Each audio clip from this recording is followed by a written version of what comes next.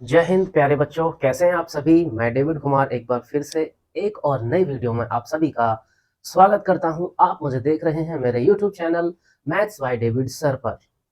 आज की इस वीडियो में balance chemical equation, unbalanced chemical equation में डिफरेंशिएट करने के साथ साथ किस प्रकार से एक अनबैलेंस्ड केमिकल इक्वेशन को बैलेंस्ड केमिकल इक्वेशन में कन्वर्ट किया जाता है, यह आप इस वीडियो के माध्यम से सीखने जा रहे हैं।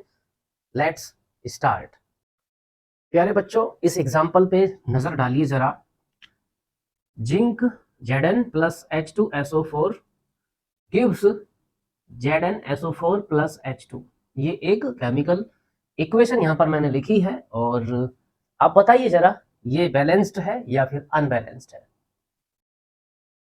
ओके, अब आप देखिए, जो हमारा लेफ्ट हैंड साइड है, ये एरो हेड है, एरो हेड के लेफ्ट में रिएक्टेंट होते हैं। ओके, यहां पर रिएक्टेंट में किस एलिमेंट के कितने एटम प्रेजेंट हैं वो आप देखिए। जिंक कितने एटम प्रेजेंट है? 1। हाइड्रोजन के LHS में कितने प्रेजेंट हैं? 2। सल्फर के कितने प्रेजेंट हैं? 1। ऑक्सीजन के कितने प्रेजेंट हैं? 4। ये हमने रिएक्टेंट के एटम LHS में लिख लिए।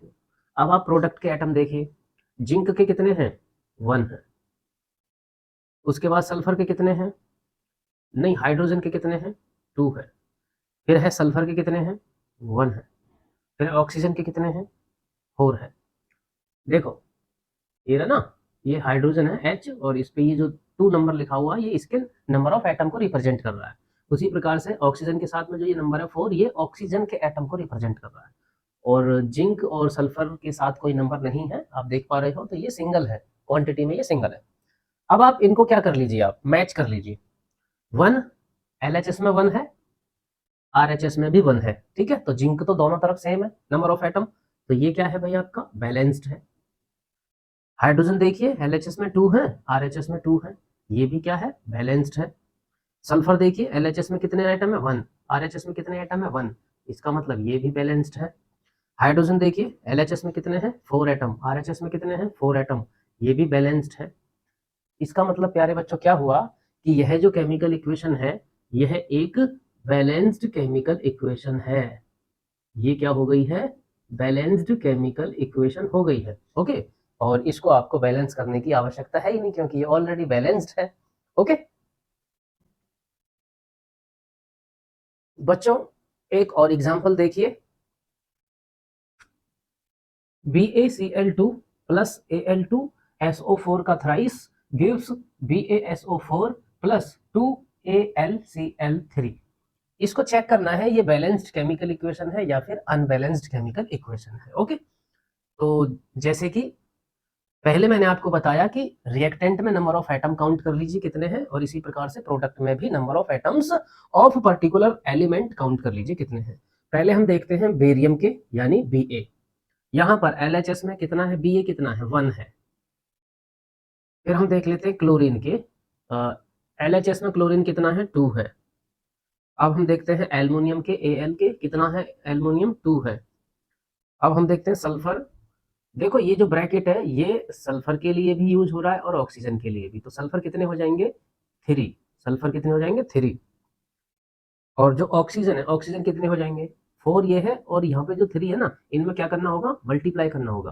तो 4 ये 3 है, तो 4 3 जा 12, मल्टीप्लाई किया जाएगा, याद रखिएगा। तो ऑक्सीजन LHS में कितने हैं? 12 है, याद रखना। अब हम देखते हैं RHS में। बेरियम देख लीजिए, RHS में कितना है? 1 है। उसके बाद में क्लोरीन कितना RHS में? देखो, 3 तो यहाँ पे लगा हुआ है, लेकिन 2 ये है, तो इसका भी यहाँ पे मल्टीप्लाई करना पड़ेगा 2 का 3 में, तो 2 3 जा 6 हो जाएगा। तो क्लोरीन कितने हो गए? 6 हो गए। एल्युमिनियम कितने हो गए? एल्युमिनियम से पहले ये 2 लगा हुआ है, तो ये 2 एल्युमिनियम के लिए भी रहेगा, तो एल्युमिनियम के 2 हो गए। उसके बाद है सल्फर। सल्फर का यहाँ देख लीजिए 1 है। सल्फर का कितना? 1 है। और फिर क्या बचा आपका? ऑक्सीजन। ऑक्सीजन का कितना है? 4 है। इनको आप कंपेयर कीजिए जरा। बेरियम इधर 1 है, इधर 1 है, तो बेरियम तो बैलेंस्ड है। क्लोरीन LHS में 2 है, लेकिन RHS में 6 एटम है, अनबैलेंस्ड है। ओके, ये क्या है? अनबैलेंस्ड है। ये बैलेंस्ड है, ये अनबैलेंस्ड है। एल्युमिनियम LHS में 2 है, RHS में भी 2 है, तो ये भी बैलेंस्ड है। सल्फर देखिए LHS में 3 है, RHS में 1 है, तो ये अनबैलेंस्ड है। ऑक्सीजन देखिए LHS में 12 एटम है, RHS में 4 एटम है, तो ये भी क्या हो गया, अनबैलेंस्ड हो गया है। ओके, अगर कोई एक भी एलिमेंट LHS और RHS में अनबैलेंस रहता है, नंबर ऑफ एटम अनइक्वल रहते हैं, तो टोटल मतलब ओवरऑल जो हमारी केमिकल इक्वेशन है वह क्या रहती है, अनबैलेंस्ड रहती है। तो इस प्रकार से तो आप जो केमिकल इक्वेशन गिवन रहेगी उसको आइडेंटिफाई कर पाओगे कि ये बैलेंस्ड है या फिर अनबैलेंस्ड है। Okay, this is your step number first to check whether a particular equation is balanced और अनबैलेंस्ड। नाउ नेक्स्ट जो स्टेप रहेगा वो किस प्रकार से हम किसी अनबैलेंस्ड केमिकल इक्वेशन को बैलेंस्ड केमिकल इक्वेशन में कन्वर्ट करते हैं, चलिए सीखते हैं।